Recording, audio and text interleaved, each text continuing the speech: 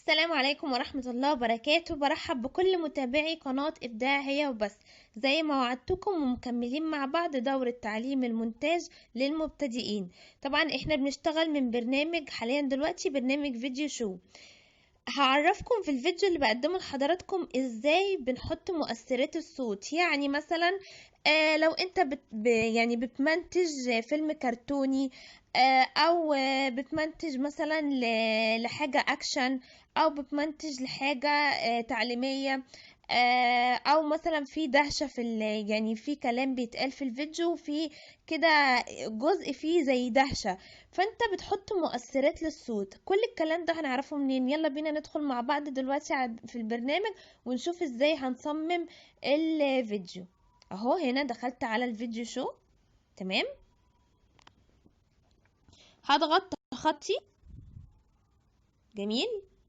طيب، زي ما اتفقت معاكم، لو احنا هنصنع فيديو هنضغط هنا على تعديل الفيديو وابدأ اختار احط صور او فيديوهات، او بركب صور على فيديوهات. وطبعا دي موجودة في فيديو موجود على القناة، تقدر ان انت تدخل وتعرف ازاي بنبدأ ان احنا نحضر للفيديو.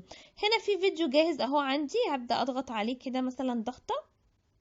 تمام كده انا دخلت اهو على الفيديو اللي انا اللي انا دمجت الصور بحيث ان انا اصمم فيديو. الفيديو زي ما انتم شايفين هو 28 ثانية. طيب انا عايزة احط مؤثرات صوت. بحط مؤثرات الصوت منين؟ شايفين كلمة صوت دي؟ تمام، اضغط عليها. جميل. في عندي هنا في دبلجة. تمام، دي الدبلجة. جميل. يعني ايه دبلجة؟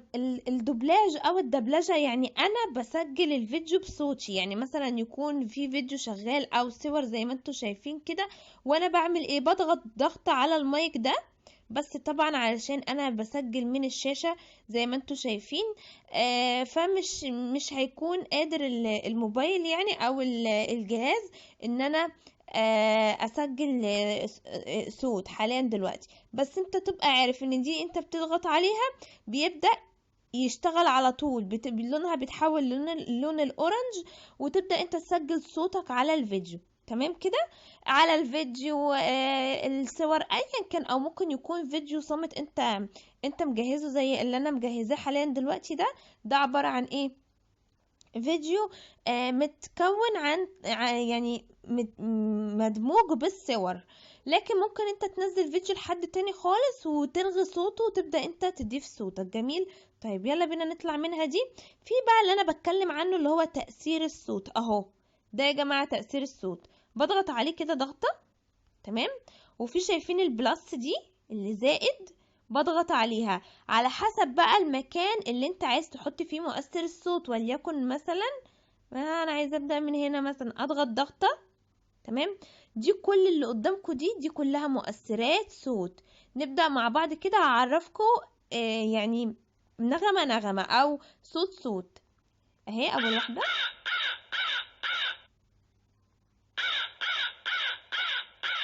ده زي صوت مثلا بغبغان، صوت حاجه بتطير في السماء كده. نشوف اللي بعدها.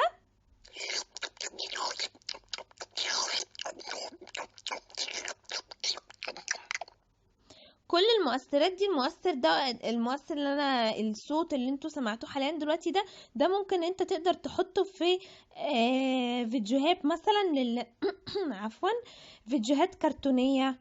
تمام. طيب نشوف اللي بعده.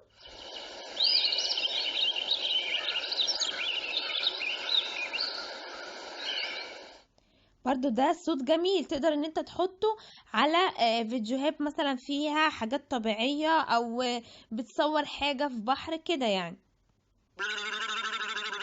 ده كرتوني برضو.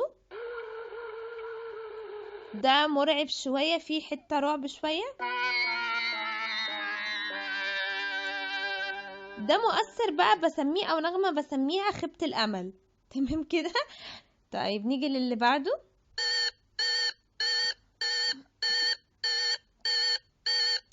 ده زي ما احنا شايفين تنبيه،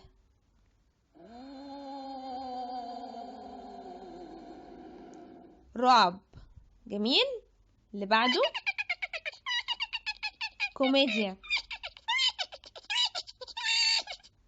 دي كوميديا، يعني مثلا لو حد بيقدم حاجة كوميدية، حاجة عن الفنون او مسرح، او يعني عامل اي حاجة بخصوص الجانب التمثيلي، يقدر ان هو ايه يحط النغمة دي.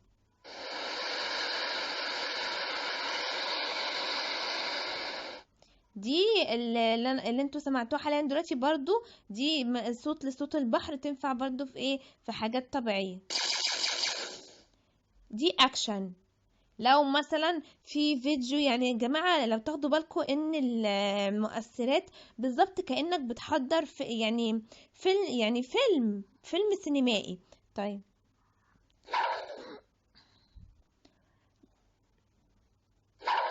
واخدين بالكم؟ انا قصدت ان انا اكررها مرتين لسبب. دي تنفع في ايه؟ لو تاخدوا بالكم في فيديوهات، اللي بعض الفيديوهات اللي بنزلها بتلاقي مثلا انا بنوه عن حاجة او بقول ملحوظة عن حاجة، دي تنفع ان هي تتحط في الملاحظات، تبدأ ايه تشتغل. نشوف اللي بعدها.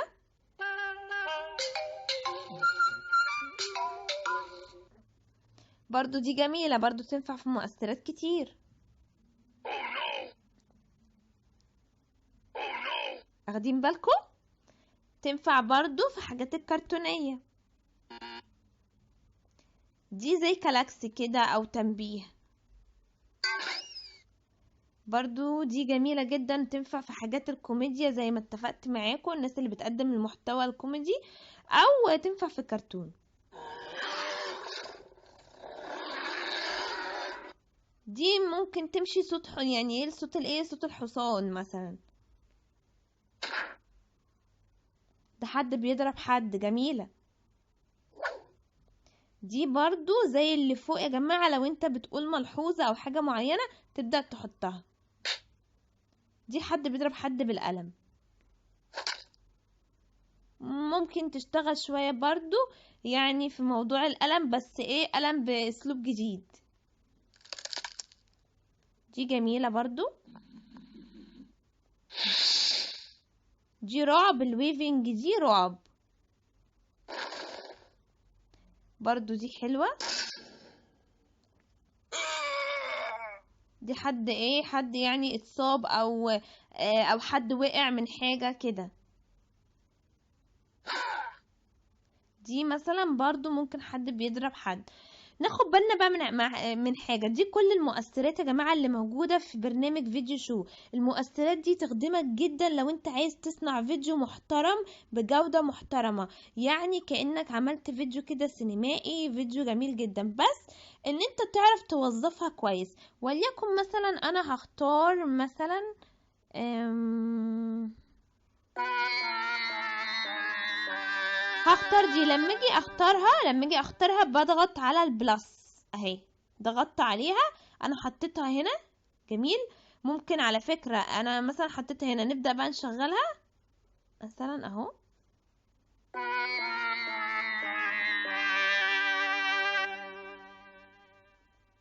تمام كده.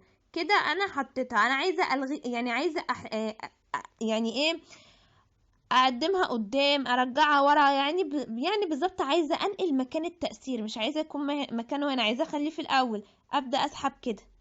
بسحب منين؟ بقف على دي اهو، على ده، وابدا اسحبها معايا كده قدام اهو، ورا.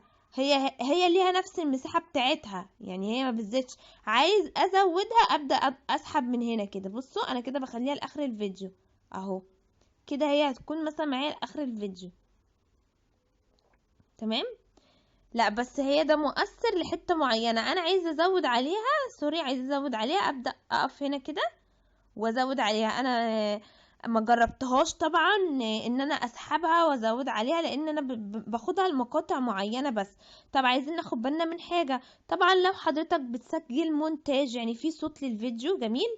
طيب في صوت للفيديو، تمام. وانا حطيت صوت التأثير ده، شايفين الموسيقى اللي فوق دي؟ الموسيقى دي خاصة بالتأثير اهو، مثلا ازود صوتها كده، صوت التأثير انا بعليه. تم كتم صوت الفيديو. تمام، خدتوا بالكم؟ ارجع كده تاني.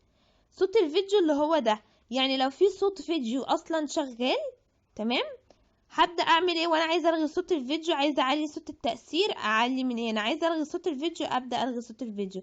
نفس الكلام بيحصل للمونتاج سوري للدوبلاج يا جماعة. بمعنى لو الفيديو مثلا لصوت حد معين وانا عايزة الغي صوته خالص وهسجل صوتي، فبيكون تسجيل الصوت هنا، تمام، فانا بعلي صوتي وبلغي الصوت الايه، بلغي الصوت الاصلي. جميل. طيب تمام كده فهمنا النقطة دي. طيب جميل، نيجي بقى هرجع انا خالص. عايزة طبعا الغيها، هعمل اكس من هنا، عايزة ان انا يعني احفظها، هضغط على علامة صح اللي فوق دي مثلا، احفظها مثلا. تمام كده احنا متفقين مع بعض. طيب عايزين نعرف حاجة كمان، بزود الموسيقى منين؟ بزود الموسيقى من هنا. يعني ايه بزود الموسيقى؟ يعني انا عايزة احط مثلا مقطع موسيقى، ابدأ ان انا اضغط من هنا. تمام. طيب انا دي هقولها سريعا، انا قلت الموسيقى سريعا لان ليها فيديو تاني خالص لوحدها. طيب انا عايزة اكمل موضوع تأثير الصوت. لو انا ما حابة لو في صوت حاجة، يعني في صوت حد بيتكلم وانا عايزة ازود الصوت زي ما اتفقنا كده. تعالوا نرجع مع بعض كده. انا برجع خالص، هزود على الفيديو دوت. ده طبعا صور، انا حاطه هنا صور. جميل. ابدأ اضغط هنا كده على الفيديو، في فيديو شو اهو، ده انا صممته. نحط هنا مثلا وليكن ده. تمام. التالي ده اللي في البداية اللي من غير صوت. نيجي هنا بقى اقدم قدام شوية. هنبدأ مع بعض دورة لتعليم المونتاج من الموبايل، وانا اطلقت عليها اسم. انتوا كده سامعين؟ طيب انا عايزة بقى ازود مؤثر صوت. اصنع مشروع. تمام، شايفين اصنع مشروعك دي؟ انا عايزة مثلا هنا كده ازود مؤثر للصوت. شايفين صوت، كلمة صوت دي اضغط عليها، بعدين اضغط على تأثير. جميل. هنا مثلا بداية من هنا اضغط هنا كده على علامة الزائد، وابدأ انا الحاجة اللي تعجبني. عايزة اعرف دي صوتها ايه. وانا اطلقت عليها اسم اصنع مشروع. اي حاجة عايزة الغيها. شايفين السلة اللي قدامي دي، ابدأ اضغط عليها كده وادوس حذف. تمام. طيب عايزين اعرفكم ازاي برضو بعلي الصوت التأثير وممكن الغي الصوت الاصلي. هبدأ اضغط على البلس هنا وابدأ اختار النغمة بتاعتي، وليكن دي مثلا. هضغط عليها على علامة الايه الزائد اهي، انا كده ضفتها صح. طيب انت اشتغل عليها اسم اصنع مشروع. تمام. خدوا بالكم من حاجة، الصوت شغال صح. طب انا عايزة الغي الصوت اهو، ده الصوت الاصلي بتاع الفيديو، عايزة الغيه خالص. اعلي صوت الموسيقى للنهاية كده. انا كتمت الصوت، ابدأ بقى اشغل كده. وانا اطلقت عليها اسم. اخدين بالكم يا جماعة؟ من المبتدئين. كده انا عملت ايه؟ انا يعني لغيت الصوت، صوتها ما فيش صوت ليها خالص في الفيديو، وببدأ ان انا احط صوت المؤثر بس. نفس النظام يا جماعة في الدوبلاج اهو. لو انا مثلا انا هدوس تجاهل عشان مش عايزاه. لو انا حابة ازود حاجة في الدوبلاج نفس الموضوع بالظبط. هنا مثلا هي المفروض بتتكلم، هضغط هنا على علامة المايك، هتبدأ تظهر لي ايه، هيبدأ المايك بتاعي لونه يبدأ لون اورنج، وابدأ انا احط الصوت بتاعي. وبعد كده لو انا عايزة احذف حاجة، عايزة احذفها، بتيجي علامة السلة هنا بضغط عليها وخلاص. تمام كده. طيب بكده انا وضحت لكم كل حاجة وعرفتكم ازاي ان انت تزود مؤثر صوت على الفيديو بتاعك وتخلي الفيديو بتاعك يكون بجودة وتقنية ممتازة. يا ريت ما نبخلش على القناة باللايك، وما ننساش الشير عشان كل يستفيد، واللي ما اشتركش في القناة يشترك ويفعل زر الجرس عشان يصل كل جديد من الفيديوهات. اشوفكم على خير الفيديو